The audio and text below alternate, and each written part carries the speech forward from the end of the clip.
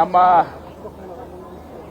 ಕರ್ನಾಟಕ ರಾಜ್ಯದ ಮುಖ್ಯಮಂತ್ರಿಗಳಾಗಿ ಪದಗ್ರಹಣ ಓದ್ ತಗೋತಿರುವಂಥ ಶ್ರೀ ಡಿ ಕೆ ಶಿವಕುಮಾರ್ ಅವರಿಗೆ ನಾನು ಬಂದು ಅವ್ರಿಗೆ ಅಭಿನಂದಿಸಿದೆ ಮತ್ತು ಅವ್ರಿಗೆ ನನ್ನನ್ನು ಅವರ ಮಂತ್ರಿಮಂಡಲದಲ್ಲಿ ಇವತ್ತು ಸಚಿವನಾಗಿ ಆಯ್ಕೆ ಮಾಡಿದ್ದಕ್ಕೆ ಅವರಿಗೆ ಕೃತಜ್ಞತೆಯನ್ನು ಕೂಡ ಅರ್ಪಿಸಿದ್ದೇನೆ.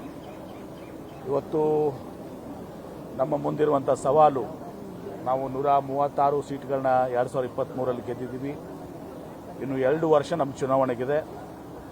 2 ವರ್ಷ ನಾವೆಲ್ಲರೂ ಕೂಡ ಸನ್ಮಾನ್ಯ ಶ್ರೀ ಸಿದ್ದರಾಮಯ್ಯನವರ ಒಂದು ಮಾರ್ಗದರ್ಶನದಲ್ಲಿ, ಎಐಸಿಸಿಯ ಅಧ್ಯಕ್ಷ ಅಂತ ಶ್ರೀ ಮಲ್ಲಿಕಾರ್ಜುನ್ ಖರ್ಗೆ ಸಾಹೇಬರ ಮಾರ್ಗದರ್ಶನದಲ್ಲಿ, ಡಿ ಕೆ ಶಿವಕುಮಾರ್ ಅವರು ಮುಖ್ಯಮಂತ್ರಿಗಳಾಗಿ ಅವರ ನೇತೃತ್ವದಲ್ಲಿ ನಾವೆಲ್ಲರೂ ಕೆಲಸ ಮಾಡಿ 2028 ಚುನಾವಣೆಯಲ್ಲಿ 150 ಸೀಟ್ಗಳನ್ನ ನಾವು ಪಡೆದುಕೊಂಡು ಮತ್ತೆ ಕಾಂಗ್ರೆಸ್ದಲ್ಲಿ ರಾಜ್ಯದಲ್ಲಿ ನಾವು ಅಧಿಕಾರಕ್ಕೆ ಬರಬೇಕು. ಈ 2 ವರ್ಷ ನಮಗೆ ಬಹಳಷ್ಟು ಸವಾಲುಗಳಿದಾವೆ. ಯಾಕಂದ್ರೆ ಚುನಾವಣೆ ಇನ್ನು 1 ವರ್ಷ ಬಿಟ್ಟು ನೆಕ್ಸ್ಟ್ ಮುಂದಿನ ವರ್ಷ ಚುನಾವಣೆನೇ ಕಡೆ ಲಕ್ಷ್ಯ ಹೋಗ್ಬಿಡ್ತದೆ.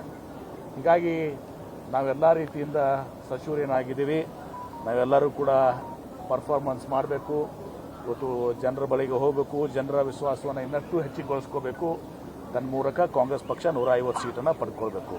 ಆ ದಿಶೆಯಲ್ಲಿ ನಾವೆಲ್ಲ ಪ್ರಯತ್ನ ಮಾಡೋದಾಗಿ ಇವತ್ತು ಅವ್ರಿಗೂ ಕೂಡ ಹೇಳಿದ್ದೀವಿ. ಅವರು ಕೂಡ ಭಾಳ ಓಪನ್ ಆಗಿ ಇವತ್ತೊಂದು ದಿವಸ ಎಲ್ಲರನ್ನೂ ಸ್ವೀಕಾರ ಮಾಡಿ, ಎಲ್ಲ ಜೊತೆ ಸ್ವೀಕಾರ ಮಾಡಿ, ಎಲ್ಲರ ಸಲಹೆ ತಗೊಂಡುಕೊಂಡು ಇವತ್ತೊಂದು ದಿವಸ ಒಂದು ಕಲೆಕ್ಟಿವ್ ಇದರಲ್ಲಿ ಇವತ್ತು ದಿವಸ ನಾವೆಲ್ಲರೂ ಕೂಡ ಮುನ್ನಡೆಯುವಂಥ ಆಶಯವನ್ನು ನಮ್ಮ ಮುಖ್ಯಮಂತ್ರಿಗಳಂತ ಆಗುವಂಥ ಡಿ ಕೆ ಶಿವಕುಮಾರ್ ಅವ್ರಿಗಿದೆ ಅನ್ನೋ ಮಾತನ್ನು ಹೇಳ್ತೇನೆ.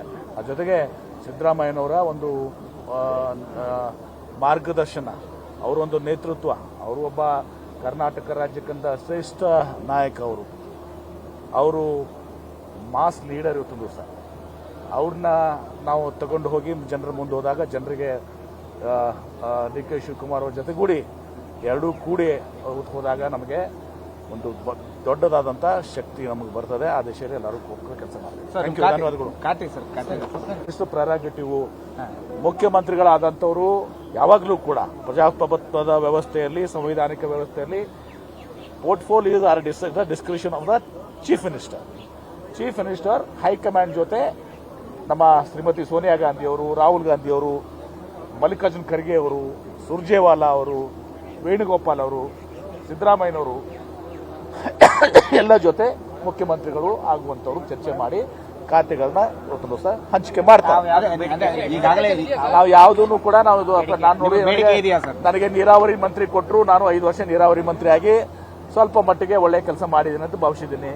ತದನಂತರ 11 ತಿಂಗಳು ಸ್ವಲ್ಪ ಸಮಯದಲ್ಲಿ ನಾನು ಗೃಹ ಮಂತ್ರಿಯಾಗಿನೂ ಕೂಡ ಕೆಲಸ ಮಾಡಿದ್ದೀನಿ. 3 ವರ್ಷ ಇಂಡಸ್ಟ್ರೀಸ್ ಮಿನಿಸ್ಟರ್ ಆಗಿ ಕೆಲಸ ಮಾಡಿದ್ದೀನಿ. ಯಾವುದೇ ಖಾತೆ ಕೊಟ್ಟರು ಕೂಡ ನಾನು ನಿಭಾಯಿಸುವಂತ ಒಂದು ಶಕ್ತಿ ನಾನು ಹೊಂದಿದ್ದೀನಿ ಅಂತ ಒಂದು ವಿಶ್ವಾಸ ನನಗೆ. ನೋಡಿ, ಲೈಬ್ರರಿ ಮಿನಿಸ್ಟರ್ ಕೊಟ್ಟರು ಕೂಡ ರಾಜ್ಯ ತುಂಬಾ ಲೈಬ್ರರಿಯನ್ನು ಬರಬೇಕಾಗ್ತದೆ. ಕರೆಕ್ಟ್ ಅಲ್ಲ? ಪ್ರತಿ ಗ್ರಾಮ ಪಂಚಾಯತಿಗೆ, ಪ್ರತಿ ವಾರ್ಡ್ಗೆ ಲೈಬ್ರರಿ ಮಾಡೋ ಮೂಲಕ ಆ ಲೈಬ್ರರಿ ಪೋರ್ಟ್ಫೋಲಿಯೋಗೂ ಒಂದು ಇಂಪಾರ್ಟೆನ್ಸ್ ಕೊಡಕ್ಕೆ ಬರ್ತದೆ.